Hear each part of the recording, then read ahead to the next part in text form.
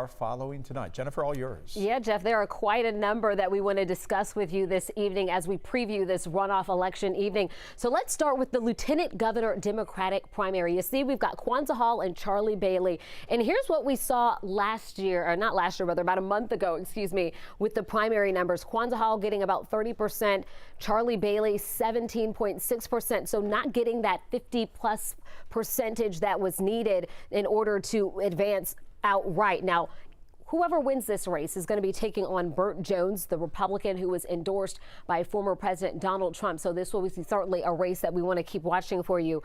Another race that we will be tracking for you this evening is the Secretary of State's race. Either D. Dawkins Hagler or B. Wynn will be going against current Secretary of State Brad Raffensperger. And here's a look at what we saw with this race during the primary. D. Dawkins Hagler about 18.7%. B. Wynn almost taking this outright, but not quite. So this is going to be a race to watch as we continue to watch those results come in this evening. We also want to take you to the 6th Congressional District.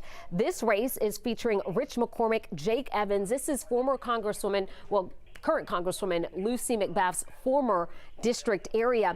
And so we're going to see this race coming down to these people who will then take on Bob Christian in that race. This area is going to lean Republican. Some other congressional seats that we're going to be tracking, the 10th Congressional District. This one is going to be a big one. You've got former House member, former Representative Vernon Jones against Mike Collins. Now, Mike Collins was endorsed by Governor Brian Kemp. Vernon Jones endorsed by former President Donald Trump. And then the other race, because this one, who this person will take on has not been identified, because there is also a Democratic runoff on this race as well. We'll be seeing Tabitha Johnson Green against Jessica Ford. Tabitha Johnson Green has been the person that has been winning this particular primary for the last 2 go-rounds.